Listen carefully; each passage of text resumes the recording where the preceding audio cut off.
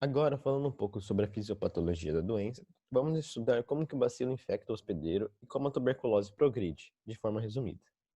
O primeiro ponto é a exposição de um indivíduo sem a doença ao indivíduo com a forma ativa, pulmonar ou laríngea. Estima-se que para uma infecção bem-sucedida, a exposição deve ser entre 100 e 200 horas, dependendo da proximidade e intensidade de contato. O indivíduo infectado, ao falar, espirrar ou tossir, lança no ar gotículas denominadas gotículas de Flug, que estão contaminadas com bacilo. Somente as gotículas menores e desidratadas têm a capacidade de atingir os brônquios e os alvéolos pulmonares e iniciarem um processo infeccioso. Essas partículas infectantes são denominadas de núcleos de Wells. A maioria dessas partículas, que apresentam um tamanho maior, são retidas pela mucosa do trato superior e são removidas dos brônquios, através do sistema mucociliar. Os bacilos removidos são então deglutidos e inativados pelo suco gástrico. Porém, as partículas menores alcançarão os alvéolos e lá se implantam, iniciando o processo infeccioso. Esses bacilos, então, vão ser fagocitados pelos macrófagos do hospedeiro presentes no tecido alveolar, produzindo o fagossomo, iniciando sua fusão ao lisossomo com a intenção de destruir o bacilo. Nesse processo, existe a produção das quimiocinas e das citocinas, que fazem parte do processo inflamatório. Essas substâncias vão provocar o recrutamento e a migração dos neutrófilos, dos monócitos e dos linfócitos para o local da infecção.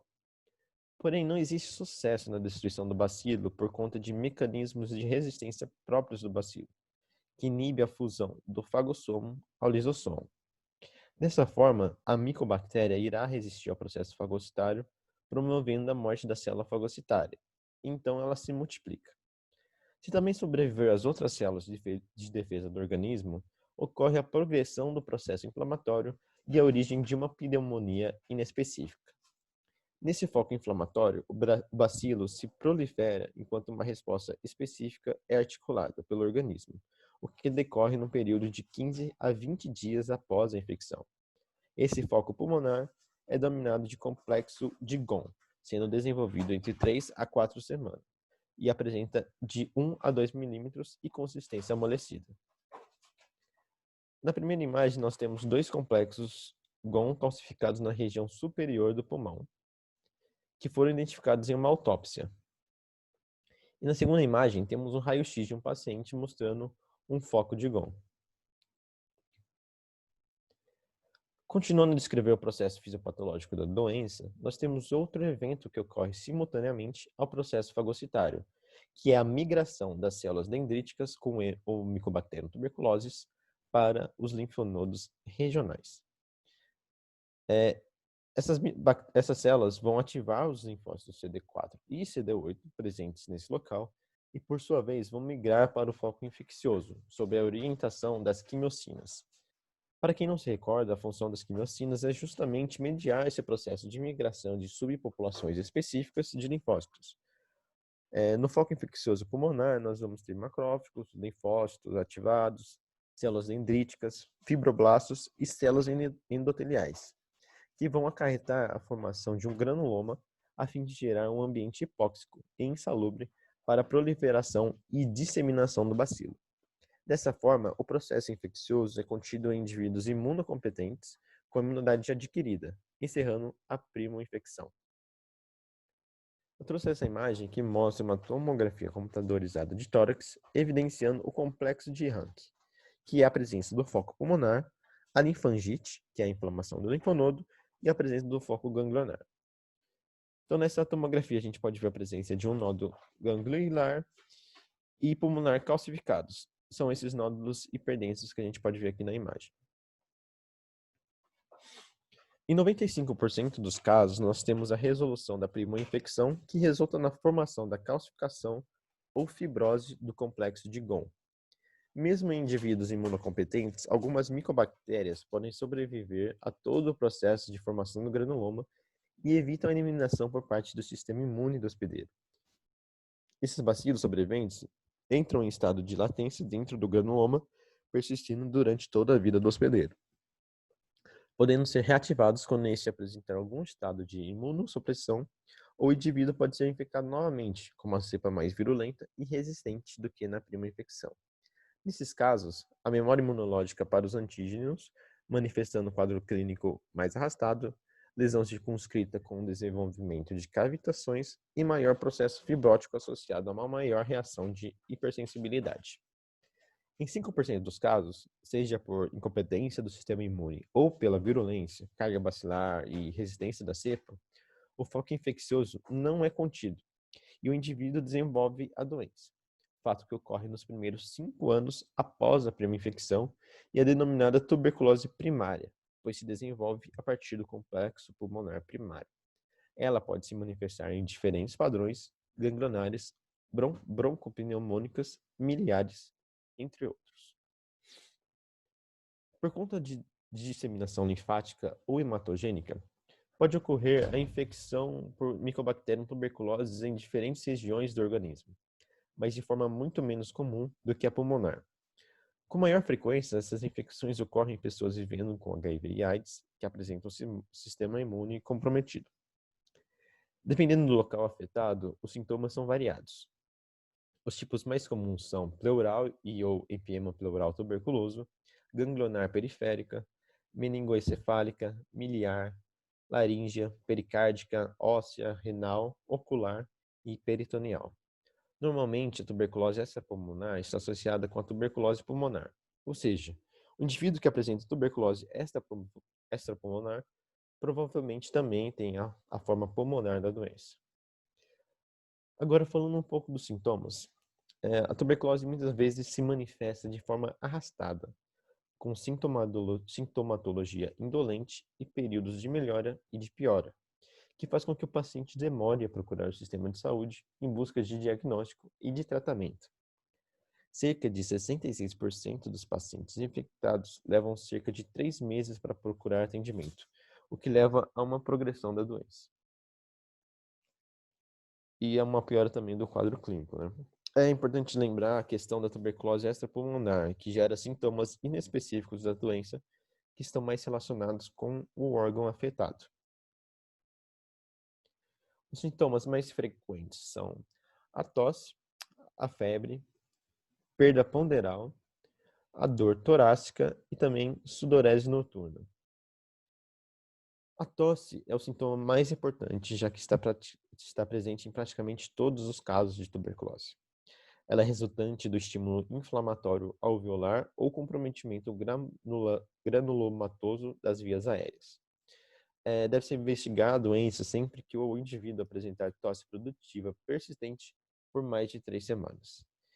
Inicialmente, a tosse é seca e ela evolui para uma tosse produtiva com expectoração mucosa ou purulenta, podendo apresentar estrias sanguíneas ao escarro, ou então hemoptise maciça, que nada mais é do que a expectoração de sangue.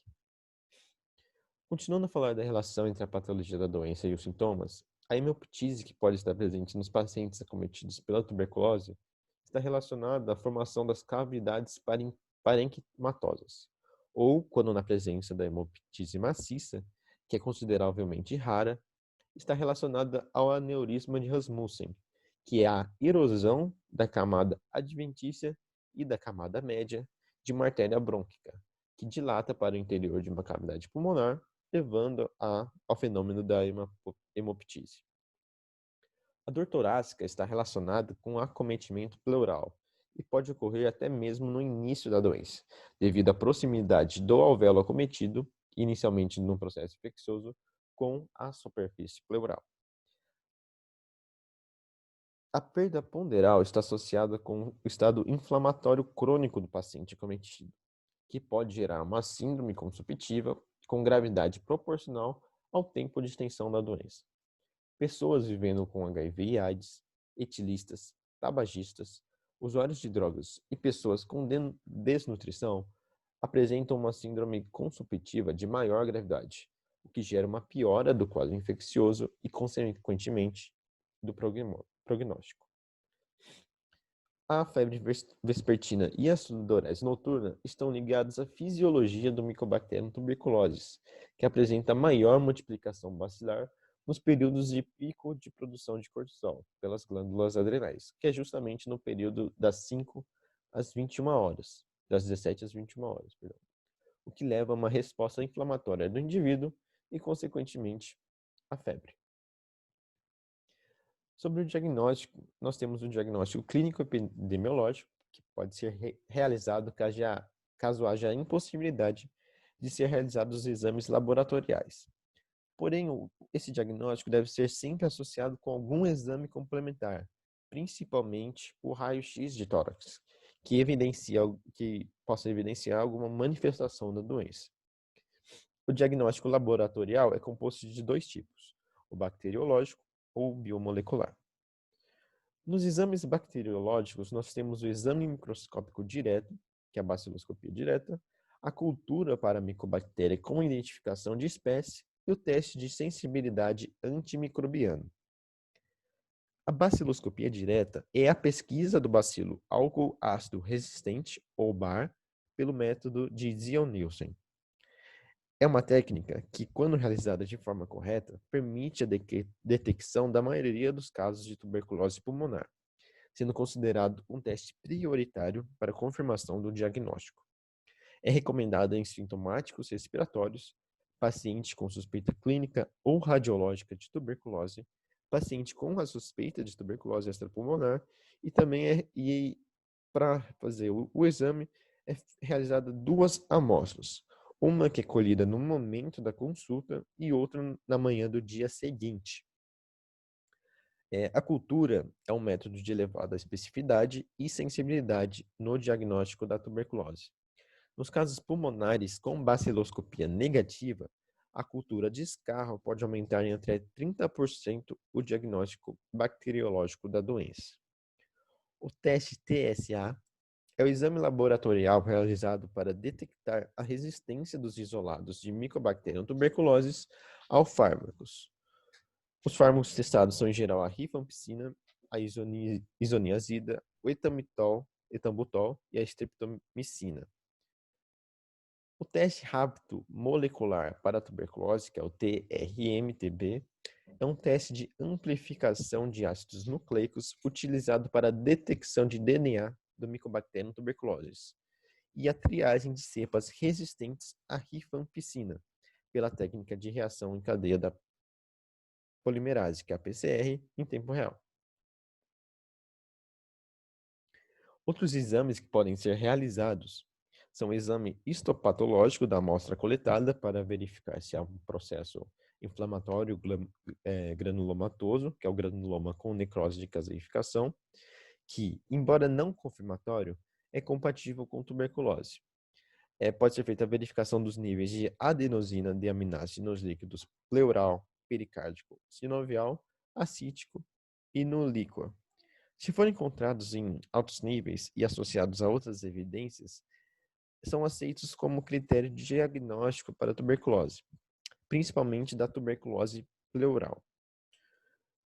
Quando encontrado em níveis normais, o diagnóstico da tuberculose nesses sítios fica praticamente afastado. Outro teste que pode ser realizado é o PPD, que é a prova tuberculínica. No PPD é inoculado um derivado proteico purificado do bacilo de forma intradérmica, para medir a resposta imune do celular do indivíduo ao antígeno. Esse teste é importante para avaliar casos assintomáticos que tiveram contato com o paciente investigado. Já os exames de imagem que podem ser realizados são o raio-x e a tomografia computadorizada de tórax, que podem evidenciar imagens sugestivas de tuberculose. Aqui eu trouxe o diagnóstico. Nessas duas imagens nós temos dois raios-x em PA.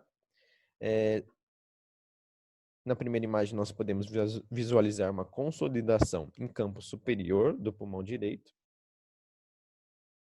E na segunda imagem nós visualizamos o padrão da tuberculose miliar, que são essas opacidades retículo-micronodulares que estão difusas em ambos os pulmões. Finalmente, chegamos no último tópico da nossa aula, que é o tratamento da tuberculose. É importante ressaltar que ela é praticamente curável em todos os casos quando os bacilos são sensíveis aos medicamentos antituberculose e se seguidos os princípios básicos da terapia medicamentosa, que é a associação medicamentosa adequada, as doses corretas e o uso por tempo suficiente. O tratamento com medicamentos de primeira linha da tuberculose apresenta uma duração mínima de 6 meses. Por se tratar de um longo período de tempo, evidencia-se a importância do acolhimento ao usuário do sistema de saúde pelo profissional que o atende, desde o momento do diagnóstico até a alta do paciente.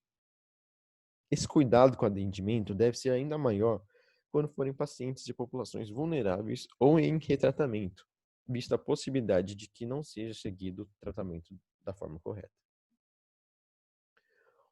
O tratamento diretamente observado consiste na observação diária da ingestão dos medicamentos antituberculose por um profissional capacitado da equipe de saúde por no mínimo 3 observações semanais, do início ao fim.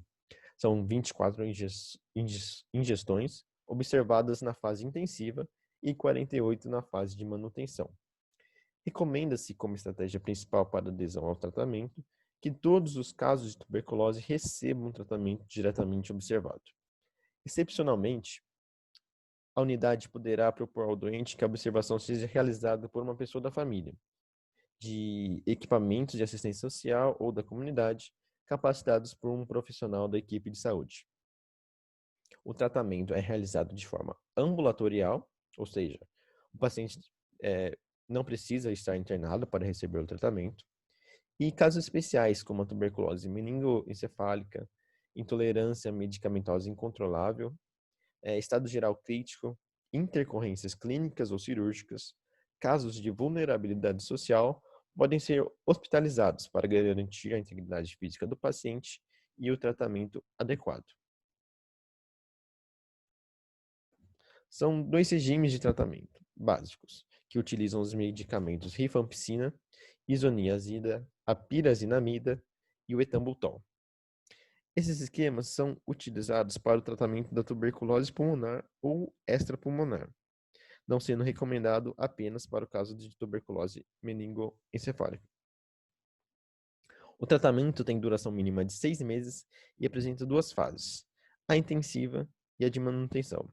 A primeira tabela refere-se aos indivíduos maiores de 10 anos, enquanto que a segunda tabela refere-se aos indivíduos de menores de 10 anos. A vacina BCG, ela não imuniza o indivíduo completamente.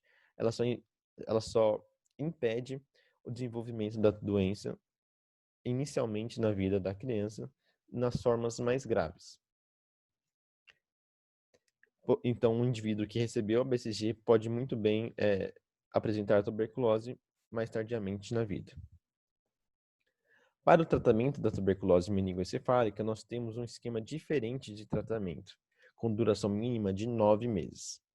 A tabela corresponde ao esquema para o tratamento de indivíduos maiores de 10 anos. Já para as crianças menores de 10 anos, utiliza-se o esquema básico para crianças, prolongando-se a fase de manutenção por mais 3 meses. Na meningoencefalite tuberculosa, deve ser associado um corticosteroide ao esquema antituberculose, que é a prednisona, de 1 a 2 mg por quilo por dia, uma dose máxima de 30 mg ao dia. Ela deve ser administrada de forma oral por 4 semanas, com redução gradual da dose nas 4 semanas subsequentes. Caso se utilize outro corticosteroide, pode ser usada a tabela de equivalência entre eles. Bom, gente, essa foi a aula. A gente mandou um material para vocês de apoio, então fiquem à vontade para estudar. Espero que vocês tenham gostado. Muito obrigado.